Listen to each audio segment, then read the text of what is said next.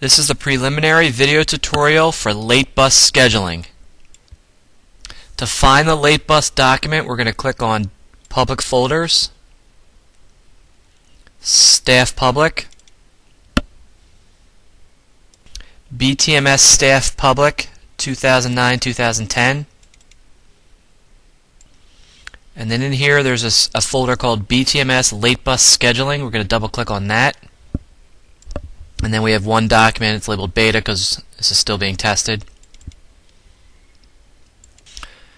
Alright, this page right here looks like the typical late bus sign-up sheet that's located in the main office currently. Okay, we have an old date here. That's obviously going to be changed. But you have your students, the grade, what they're staying at for would be a club, makeup, extra help, or detention, and then the teacher's name. All three buses are also on this page, so if we scroll down, we're now into bus 2. We're holding 50 seats for bus 1, 50 for bus 2, and then 50 for bus 3. We're going to spell out the directions on how to use this, but if any teacher ever forgets, all they have to do is take their cursor and hover over this box and the directions will appear.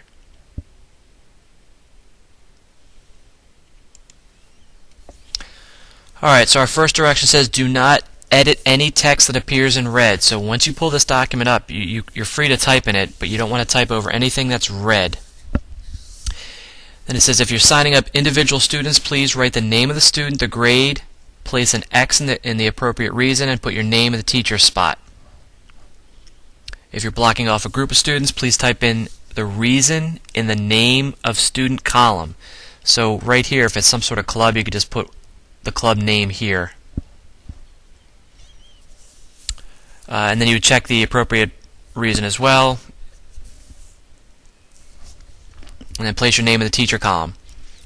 You then need to highlight your cells or insert an arrow indicating the number of spots needed. So you could highlight the number that you need, or if you write your name here, you could always insert an arrow as far down as you need to go. I clicked right here. Clubs, homework hotline, and administrative detentions have first priority. The bus numbers are only there to ensure we have the correct number of spots saved.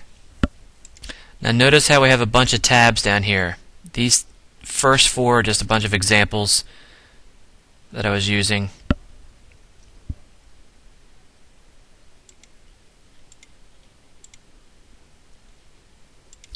And then you notice you have dates here. So this would be March 6th of 09, and this would be the late bus schedule for that day. It would have all three buses on that day. So it's important that when you were to open up this document that you click on the appropriate date. Obviously I only have 3 days in here because I'm just testing. It'll be someone's job in the office, one of the secretaries or whomever gets assigned the job. All they're going to do is add new dates.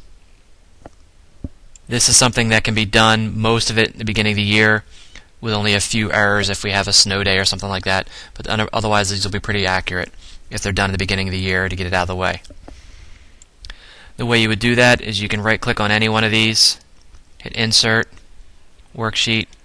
Now we've got a blank one, right click on it, rename, and then you would put the next date. Let's say 3/9, I don't know what day of the week this is, 3/9/09. Then we would have our new sheet. We go back to any of the old sheets, like example for copying, for example. We're going to click here, copy,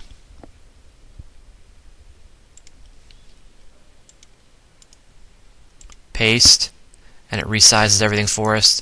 Now we would just have to take this and move it to the end. But again, that's going to be somebody's duty to get that accomplished. Alright, so back to what we were in here. It says be sure you are on the correct date and resave the document once you have made any changes. So once you type into this, you're pretty much making a new document, so you need to save it. And it's important to exit quickly because since we're on a network and these are public folders, no one can access this sheet while you have it open. So once you come in, you want to get your information on the sheets, then you got to close out immediately so other teachers can access it, and that includes administration. One other thing I forgot to mention is once we add these new sheets, the next step would be to immediately come up here and change the date. This way, once you update everything, you don't have to leave your classroom, and you can add students to the late bus from your desk. So that should be pretty much the entire tutorial for the late bus scheduling.